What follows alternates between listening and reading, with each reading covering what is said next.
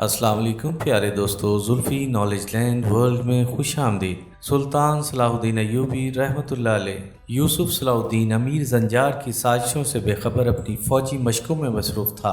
फिर जब वो सूरज की तमाज़त से झुलसे हुए चेहरे, शमशीर जनी की मुशक्क़त से टूटे हुए बदन के साथ अपने घर आया तो एक अज़ियतनाक हंगामा इसका मुंतज़िर था। एक कमरे में नजमुद्दीन अय्यूब, असदुद्दीन शेरको और जुबैदा जमा थे। यूसुफ सलाहुद्दीन इस कदर थका हुआ था कि वो इशा की नमाज पढ़कर फौरी तौर पर सो जाना चाहता था, मगर मुलाजमा ने बताया कि मर्दाना नशिस्तगाह में इसका इंतज़ार किया जा रहा है। यूसुफ ने बिला ताख़ीर अपने जंगी हथियार उतारे और तेज़ी से इस कमरे में दाखिल हो गया। यूसुफ सलाहुद्दीन का ख्याल था कि वहाँ सल्तनत शाम के मोअज़्ज़िज़ीन या उमरा जमा होंगे, मगर खिलाफ तवक्को कमरे में इसकी वालदा, वालिद और चचा मौजूद थे। यूसुफ सलाहुद्दीन ने हैरत से इन लोगों की तरफ देखा और एक तरफ खामोशी के साथ बैठ गया। जुबैदा और असदुद्दीन शेरको के चेहरों पर गहरी संजीदगी और किसी कदर उदासी छाई हुई थी, मगर नजमुद्दीन अय्यूब के चेहरे से शदीद नागवारी का इजहार हो रहा था। अब यूसुफ सलाहुद्दीन सूरत हाल को समझने भी नहीं पाया था कि नजमुद्दीन अय्यूब की तेज आवाज़ कमरे में गूंजी, यूसुफ, मुझे तुमसे ये उम्मीद नहीं थी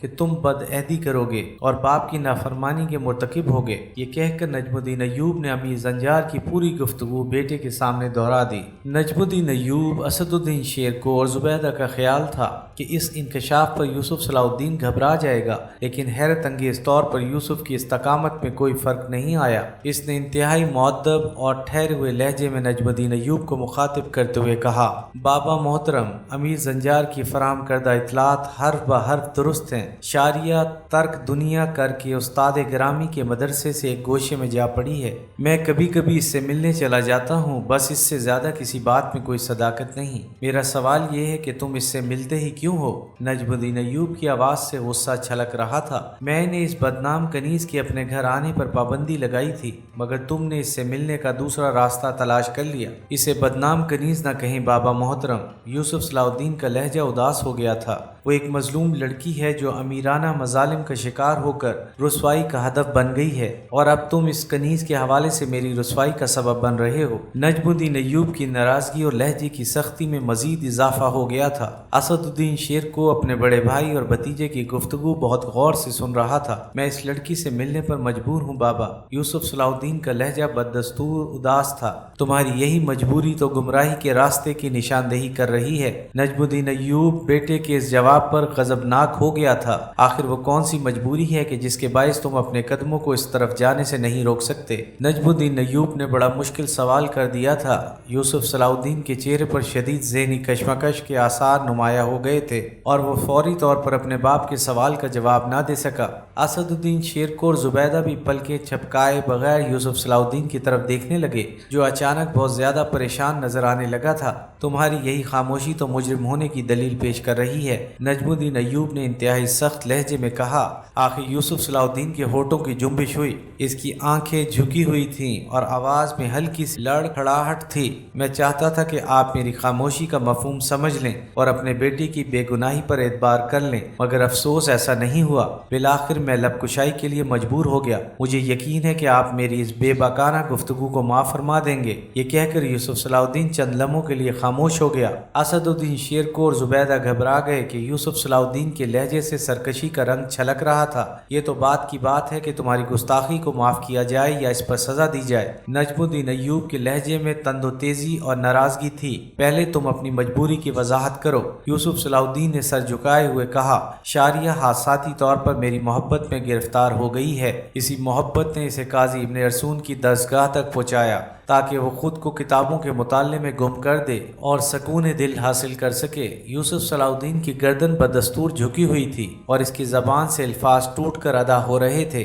शारिया की बस एक ही ख्वाहिश है कि मैं कभी कभी अपना चेहरा दिखा दिया करूं।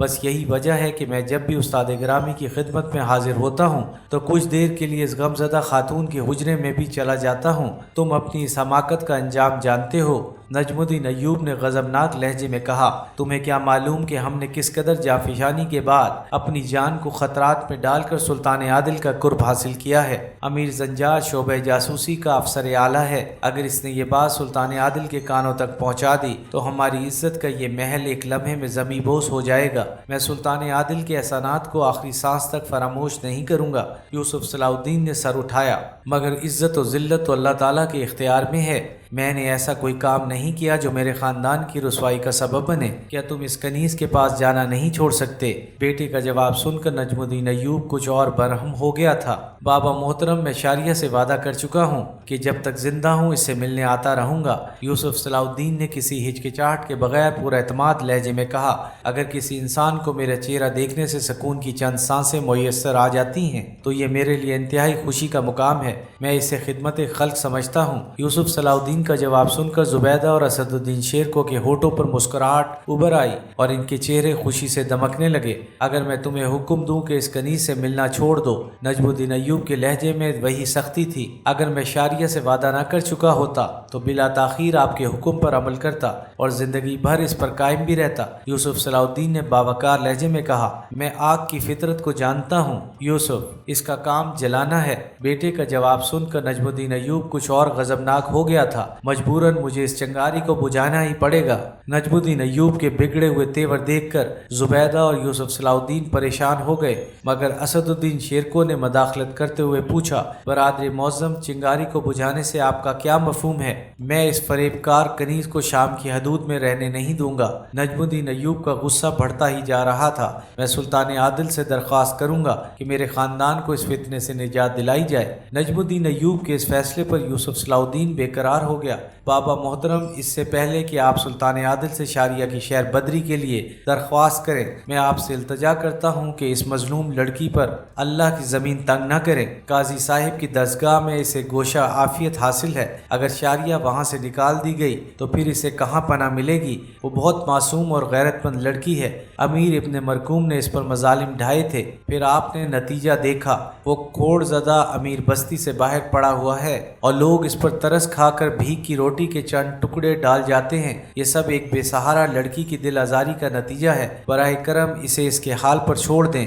یوسف صلاح الدین کے لہجے میں درد شامل تھا۔ اسد الدین شیرکو نے تعریفی نظروں سے بھتیجے کی طرف دیکھا اور پھر اپنے بڑے بھائی نجم الدین ایوب سے مخاطب ہوا، برادر معظم، میری بھی یہی گزارش ہے کہ آپ اپنے لائق ترین بیٹے کے کردار پر اعتبار کریں اور اس مظلوم لڑکی کو اس کے انداز سے جینے دیں۔ اگر آپ نے شاریہ کے سلسلے میں سلطان عادل پر کسی قسم کا دباؤ ڈالا تو میں اس کی بھرپور مذمت کروں گا۔ یہ کہتے کہتے اسد الدین شیرکو کے لہجے میں کسی قدر سختی آ گئی تھی، جیسے وہ اپنے بڑے بھائی کو تنبیہ کر رہا ہو۔ چھوٹے بھائی کی بات سن کر نجم الدین ایوب کچھ گھبرا سا گیا۔ وہ اچھی طرح جانتا تھا کہ اسد الدین شیرکو کو سلطان نور الدین محمود زنگی کے حضور میں سب سے زیادہ قربت حاصل ہے۔ مجبوراً نجم الدین ایوب کو نرم ہونا پڑا، تاہم اس نے اسد الدین شیرکو سے ایک نیا سوال کر ڈالا، کہ تمہاری نظر میں اس مسئلے کا کیا حل ہے؟ میرے نزدیک یہ کوئی مسئلہ ہی نہیں کہ جس کا کوئی حل تلاش کیا جائے۔